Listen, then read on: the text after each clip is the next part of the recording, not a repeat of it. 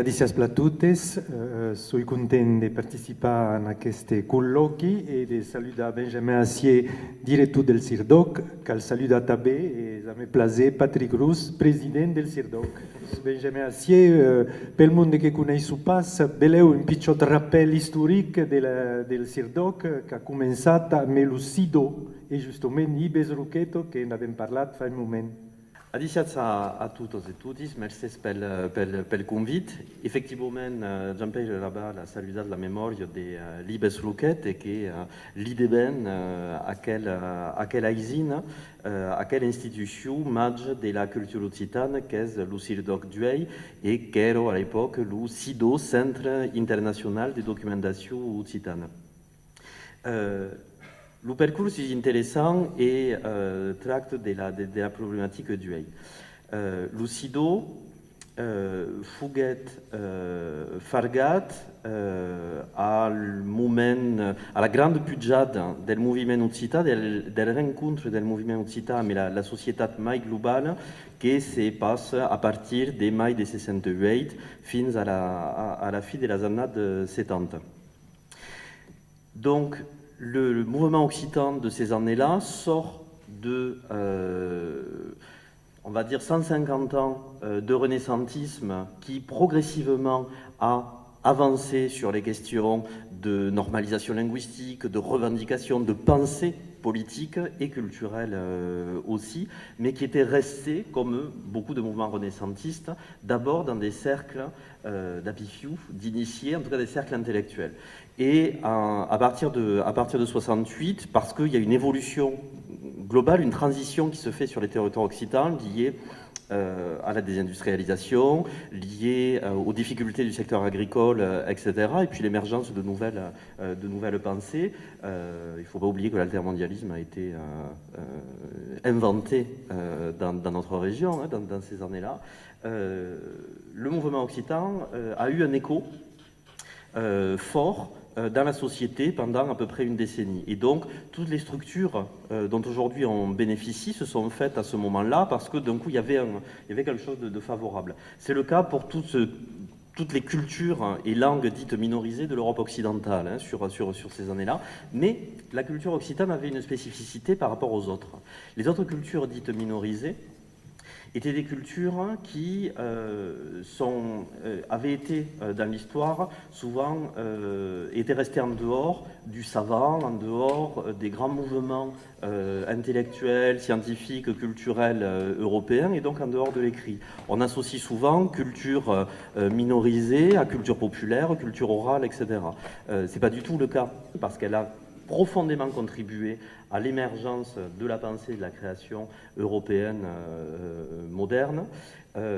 Simplement, dans les années 70, personne ne le réalisait. Et donc, c'est cette spécificité du mouvement occitan de ne pas avoir commencé à se structurer autour de projets vraiment de transmission de la langue, etc., mais de dire la première chose à faire, l'aisine structurante des décolonisations, comme disait Rouquette, la dialectique de l'époque, l'outil structurant de décolonisation était de créer une bibliothèque nationale.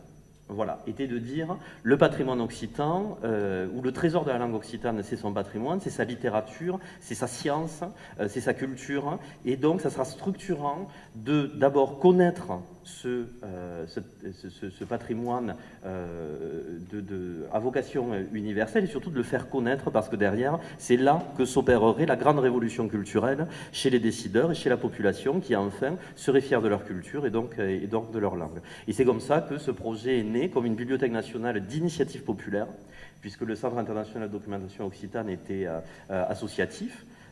Voilà, mais a vraiment fonctionné dès le départ. Il y a eu un grand appel à dons pour constituer les collections. Et au bout de 20 ans, l'association avait réuni une collection qui était reconnue déjà nationalement, internationalement, et qui a permis, à la fin des années 90, à ce que les pouvoirs publics s'en saisissent et créent, soit un peu dans l'obligation ou la responsabilité de créer pour continuer et pérenniser et la collection et les actions, un établissement public qui a été un des premiers en Europe, établissement public, service public, entièrement dédié à une langue qui n'a strictement aucun statut d'officialité, puisque on était à la fin des années 90, et même l'article symbolique de la Constitution, l'article 75, n'existait pas, puisqu'il est apparu en 2008. Quin est actuellement le statut del CIRDOC? Est-ce un établissement public? Oh, è un stabilimento pubblico, giusto la forma, donc dell'epoca della fine degli anni 90 d'un syndicat mixte. Donc un syndicat mixte, normalement, è un statut per fare la gestione des laigo, des escobilles, des causes tales. Bon, le choix du statut de syndicat mixte à l'époque a été... on était dans un autre contexte des collectivités, des politiques publiques dans la région à la fin des années 90. Ça a été un choix qui n'était pas forcément le plus stratégique pour l'avenir. Ce qui fait qu'aujourd'hui, on est en cours, mais je laisserai à notre président le soin d'en parler plus en détail, mais d'une vraie réforme statutaire qui mettra enfin, c'est-à-dire ce troisième temps de l'institution, qui correspond aussi à ce troisième temps de la langue et la culture occitane, qui est de dire, bon, à un moment donné, ça suffit. Est-ce qu'on est bien dans le cadre d'une grande institution qui s'occupe de sauvegarder, connaître, faire connaître, promouvoir une culture de niveau européen? Bon, mais si c'est le cas, il lui faut des statuts à cette hauteur-là, en particulier avec une vocation nationale et internationale reconnue, affichée et exigée de la part des acteurs publics. Donc normalement, si tout va bien, après 4 ans d'études, de négociations, d'aller convaincre aussi chaque décideur et chaque collectivité, en 2018, le CIRDOC repartira pour un troisième temps, et en même temps un troisième temps de vrai développement, mais aussi de vraie reconnaissance derrière de ce qu'est la valeur universelle de la langue et de la culture occitane. C'est ça qui était important pour nous sur ce combat autour des statuts, et d'aller convaincre chaque niveau de collectivité, en particulier l'État. L'enjeu n'était pas pour le CIRDOC. Le CIRDOC en soi n'a pas d'autre valeur que de travailler pour l'avenir et la transmission d'une culture occitane comme faisant partie de la culture commune de tous les Français et de la culture générale importante de l'Europe et de la Méditerranée. Donc le combat des statuts était aussi effectivement d'acter que voilà, il fallait normaliser, comme on le fait pour la langue, aussi la politique culturelle en matière d'occitan. Donc pour faire court, c'est un statut très particulier qui est l'établissement public de coopération culturelle, qui est le niveau top, on va dire, des statuts d'établissement public ayant une fonction culturelle. Las missius del CIRDOC sono diversificados e notat 5 punti importanti: salvar, promoure, studiare, trasmettere e parteggiare. Salvar, c'est-à-dire toute la collezione, les documents, les archives, de che salvaguardo fin finale, pas que de libres. Aquela questão de salvaguarda ou de preservação depende, é complicado aquela questão de conservação. Enfin, à cada cop, il y a une idée derrière, de se dire est-ce que ce n'est pas le cimetière d'une culture grande, prestigieuse, mais que tout d'un coup est un derrière, qui donc organisant le cimetière per la Benidou. Cette question de sauvegarde ou de préservation, au départ, c'est notre mission de bibliothèque de type national, c'est-à-dire de regrouper pour la conservation, mais aussi pour le rendre accessible aujourd'hui, le transmettre aux générations futures, une collection emblématique, complète, exhaustive de ce qu'ont été dans l'histoire les expressions artistiques, intellectuelles, scientifiques, sociales occitanes, mais aussi de leur actualité. Donc, ce qui veut dire que notre mission de sauvegarde, elle ne concerne pas uniquement, on n'est pas un écomusée, si vous voulez, qui va chercher les derniers sabots ou les derniers savoir-faire, etc., avant qu'ils disparaissent. Non, la Bibliothèque nationale continue à conserver aussi ce qui paraît aujourd'hui. Pour la Bibliothèque nationale de France ou les grandes bibliothèques nationales, c'est le dépôt légal. Or, ça fait du coup du CIRDOC un observatoire intéressant de la vitalité de la production occitane, puisque rentre aussi pour la conservation toute expression culturelle, artistique, intellectuelle, etc. Et là-dessus, il y a une paradoxe. Parce que, finalement, on n'a peut-être jamais autant produit et diffusé d'œuvres, de savoir en occitan qu'aujourd'hui. Alors qu'on connaît la situation sociolinguistique de la langue, mais le mouvement occitan des 150 dernières années a quand même permis de faire réémerger une véritable vitalité littéraire, musicale, esthétique, théâtrale, scientifique, idéologique, etc. Aujourd'hui, faire le tour de ce que sont depuis, par exemple, le début des années 2000, la création musicale, littéraire, théâtrale, etc., c'est assez gigantesque. Donc, ce qui maintient quand même la culture occitane par rapport à d'autres équivalents, y compris de culture européenne, mais de pays modestes en nombre d'habitants, etc., un niveau pas mal. Il y a beaucoup de pays du monde dont la langue et la culture officielle aimeraient avoir cette production et ce niveau de production-là. Voilà. Par contre, je voudrais dire quelque chose, Léka, sur à quelle question de l'évolution de las misius.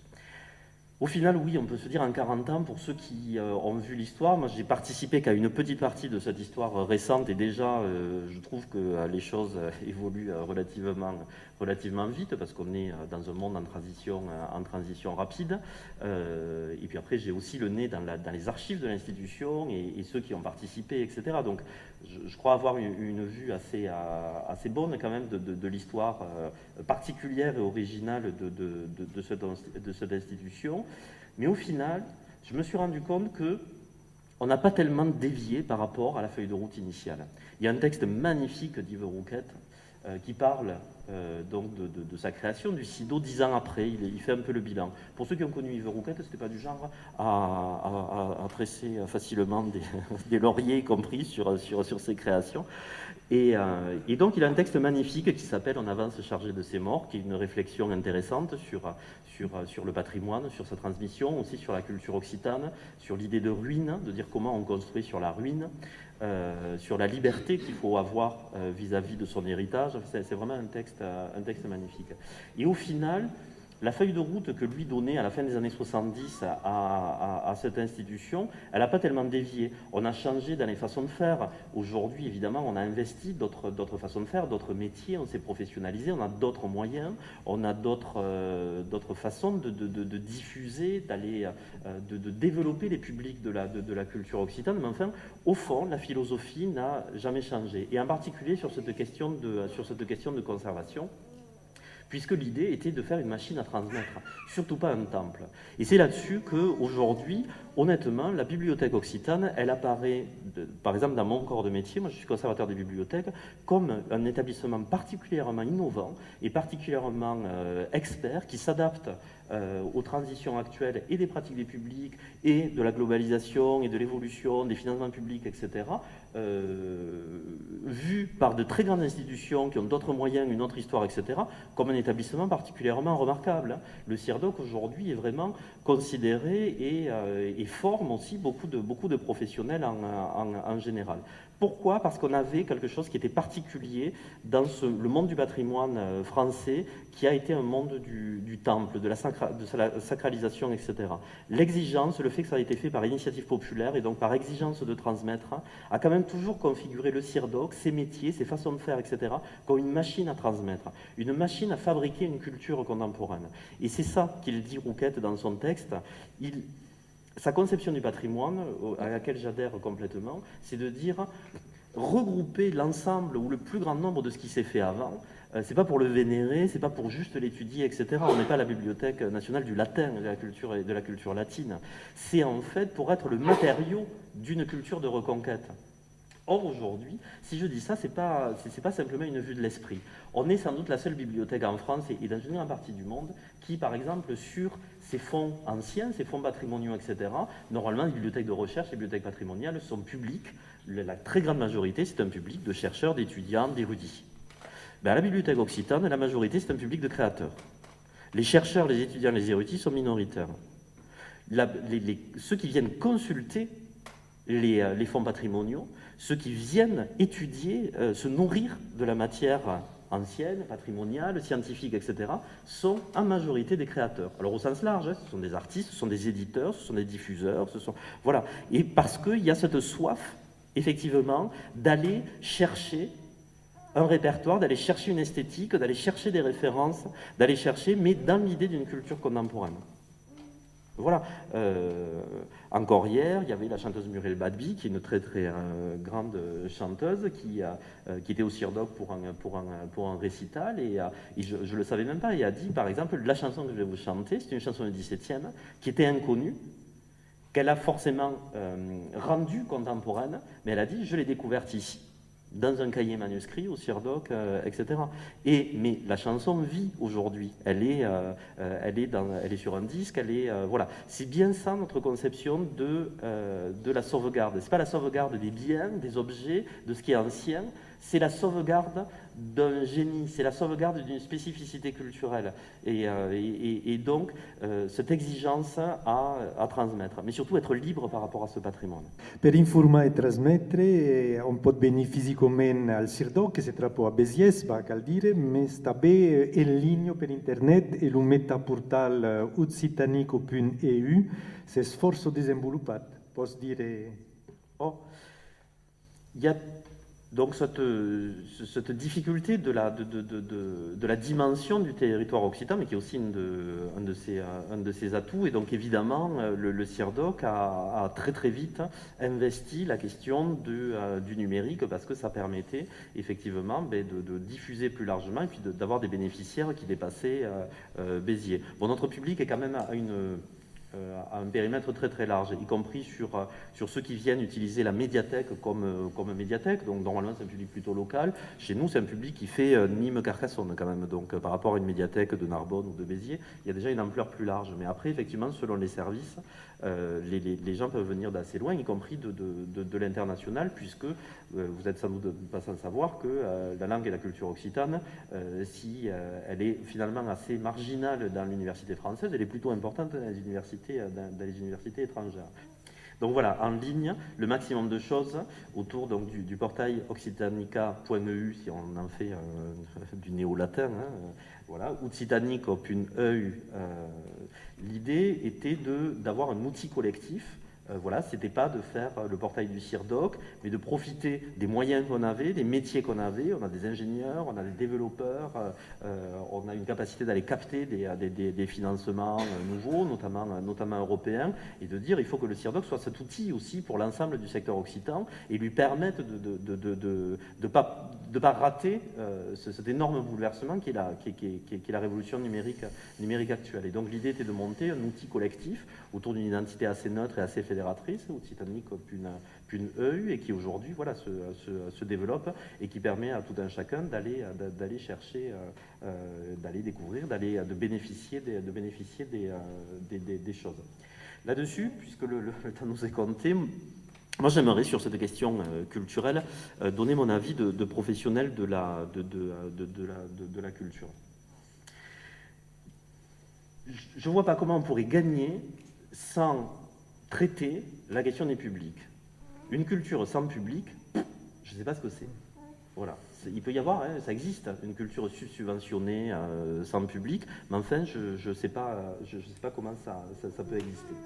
Mais c'est quoi les publics de la langue occitane, ou c'est quoi les publics à conquérir? Donc, nous au CIRDOC, sur la totalité de nos actions, en fait, on fait en sorte que nos projets et nos actions puissent répondre à 3 types d'utilisation ou d'utilisateurs, et qui correspondent à 3 fonctions de l'institution.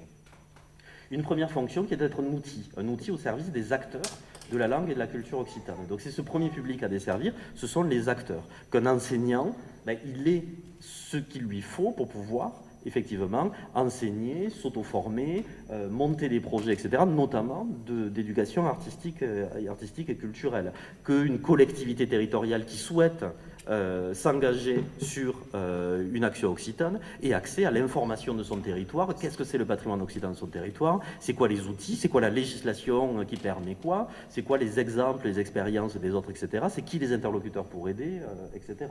C'est le cas de plus en plus. Ça reste marginal, mais enfin c'est quand même une évolution d'entreprise. On sait que, évidemment, aujourd'hui, la question de l'affichage d'une occitanité sur un produit artisanal, agroalimentaire, etc. On l'a vu sur une enquête sociolinguistique lancée à Midi-Pyrénées il y a 3 ou 4 ans, est un vrai marqueur pour le consommateur parce que derrière, ça suggère une certaine traçabilité, une certaine qualité, une certaine...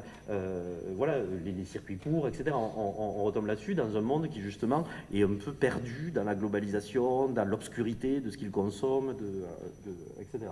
Donc ça, c'est les acteurs. Les deuxièmes, c'est les curieux. Les curieux, c'est celui dont parlait monsieur le maire de Narbonne, de se dire celui qui sort à la cathédrale Saint-Just, il s'intéresse au patrimoine narbonnais, et à partir de là, hop, effectivement, c'est pas un acteur de la langue et de la culture occitane, mais enfin, pendant 5 minutes, parce qu'il va avoir une croix occitane, etc., hop, la porte s'ouvre, et donc il y a un potentiel. Et en tout cas, il a un certain nombre de questions, de demandes, d'informations, de curiosité. C'est sûr que l'offre n'est pas tout à fait la même. On va être sur quelque chose de beaucoup plus attractif, de loisir, le niveau n'est pas le même que l'acteur, l'enseignant, le chercheur, l'artiste, etc., qui a des besoins, au contraire, très précis, très concrets et réguliers. Mais le curieux est quand même celui qui, et là déjà, on élargit un peu le spectre public de la langue occitane. Et troisième public, qu'on essaye de ne jamais oublier dans nos actions, et parce qu'on est une institution publique, c'est la société globale. C'est-à-dire c'est le public potentiel. C'est de se dire, n'abandonnons jamais l'idée que ce qu'on fait, qui est certes en occitan, qui est certes un élément de culture en occitan, etc., doit s'adresser à la société globale. Voilà. Parce que les façons dont on va créer les accès à ça, la communication autour, la façon même dont on va créer les choses, vont permettre de laisser quand même la porte un peu ouverte, de se dire on n'est pas là pour faire un entre-soi, surtout en tant qu'institution publique. C'est compliqué de gérer un service public qui à la fois est quand même très mobilisé par des secteurs militants, etc. Mais de se dire non, il faut continuer à s'adresser vraiment à la société globale. Pourquoi ? Parce que la question du droit, elle est vraie. Sur le plan juridique, mais elle n'est pas vraie sur le plan de la société. Aujourd'hui, on peut mobiliser la question des droits culturels, c'est rentré dans le droit français, ce qui est quand même une révolution. Il y a eu deux choses importantes en France, la prise de la Bastille, l'entrée des droits culturels dans le droit français. C'est quelque chose d'hallucinant qui s'est fait un peu par hasard au moment de la loi NOTRe. Je pense que tout le monde n'a pas réalisé. Voilà, mais quel droit on revendique s'il n'y a personne pour le revendiquer ? On ne va pas y aller à 50 sur une population de 6 millions d'habitants, dire il faut que dans tous les conservatoires de la région, il y ait un enseignement et une transmission du répertoire musical, des savoir-faire sur les instruments, de l'apprentissage de ces instruments qui viennent du territoire, qui sont notre génie territorial. Parce qu'en face, s'il n'y a personne pour s'inscrire aux classes, s'il n'y a pas d'enseignants pour enseigner, ça ne sert à rien, c'est pas sur le plan du droit qu'on va le faire. Pareil sur investir une scène nationale avec une programmation, etc. Donc la société globale, c'est quand même notre horizon aujourd'hui, c'est de se dire comment on avance. Et l'avantage de ces trois publics, c'est qu'en fait, derrière, il y a une stratégie. C'est de se dire, bon, on a vu les acteurs, ceux qui agissent pour la langue et la culture occitane, professionnels, militants, ou ça peut être des acteurs ponctuels, mais ils vont agir, ils vont eux-mêmes développer, créer, transmettre. Dessous les curieux, et puis encore dessous la société globale. Donc en fait, toute la politique culturelle stratégique qu'il faudrait mener, c'est de dire il faut toucher au maximum la société globale pour le rendre curieux, et cette curiosité a été assez nourrie pour que la personne devienne actrice de la langue et de la culture occitane. Voilà comment on conçoit, nous, le sens de notre action et comment on essaye de concevoir au plus concret de nos services et de nos outils les choses. La culture est quand même une stratégie derrière pour une vraie réappropriation par la population de la culture et donc de pratiques linguistiques occitanes. Nos demoro quelques minutos, 5 minutos, ai notat quelques punts, beleu d'un viatge curtet, nos pot dire mut sur les creacions organitzades pel CIRDOC o en partenariat, l'acció cap a les universitats, également le patrimoni cultural immaterial, qui com mai encara que he notat la cooperació interregionale e internazionale, e beleu per acabar un mot sur la colle del CIRDOC, le monde que fan viure le CIRDOC a Béziers. Alors, on va commencer par la colle, parce que sans oublier, il n'y a pas de fabriques. L'équipe du CIRDOC est une équipe, honnêtement, avec laquelle on a un plaisir, et je pense que Patrick Roux, le président, a le même ressenti. À travailler, c'est vraiment un honneur. Ça aussi, ça fait rêver beaucoup de mes collègues directeurs d'établissements publics, parce qu'il y a quand même ce double profil de professionnels du secteur public et de militants. C'est difficile de venir travailler à la Bibliothèque Occitane s'il n'y a pas une forme de militantisme, mais qui n'est pas forcément un militantisme occitaniste. C'est ça que je trouve intéressant, parce que le CIRDOC, finalement, devient aussi, avec le temps, et moi j'y tiens, lui-même une fabrique d'acteurs de l'Occitan. Le choix qui a été fait depuis plusieurs années a été un choix de professionnalisation, était de dire, au final, la grande machine publique pour sauvegarder, transmettre, promouvoir la culture occitane à ce niveau-là, aujourd'hui, elle a besoin certes de gens qui connaissent la culture, qui connaissent la littérature, qui parlent la langue, etc. Mais enfin, elle a besoin d'administrateurs qui sont capables d'aller chercher de l'ordre de 600 à 700 000 euros par an de fonds européens. Il y a beaucoup de collectivités qui aimeraient être à ce niveau-là. On est plutôt pas mal, mais enfin, il faut des gestionnaires, il faut des administratifs et des financiers très très bons. Développer des projets innovants, il faut des ingénieurs, il faut des développeurs, gérer un patrimoine, répondre aux questions, parce que, je ne l'ai pas dit, enfin, le CIRDOC il est avant tout buté, j'allais dire, par l'évolution de la demande. Hein. C'est assez gigantesque aujourd'hui le nombre de demandes qui convergent vers le CIRDOC, ce qui montre que la société globale s'y intéresse de plus en plus. Il faut des bibliothécaires experts, chacun dans leur domaine, en même temps gérer les collections, en même temps répondre à une infinité de demandes diverses, etc. Donc évidemment, le profil, c'est d'aller chercher des gens qui ont une énergie, mais surtout des métiers très pointus. Or, l'état sociolinguistique de la langue fait que je rêverais, quand on recrute un responsable de département audiovisuel ou un bibliothécaire forensien ou une directrice administrative et financière ou un ingénieur système et réseau, d'avoir quelqu'un qui a le double profil, la langue, la culture, etc. C'est relativement rare. Mais ceci dit, c'est intéressant parce qu'on participe nous-mêmes à la politique d'occitanisation de la société, parce que par contre, tous ces ingénieurs, ces cadres, etc., qui passent par chez nous, ils repartent avec une très bonne connaissance de la langue, enfin de la culture, une maîtrise de la langue, etc. C'est un engagement fort de l'établissement, parce que pour être opérationnel, il faut 2 ans.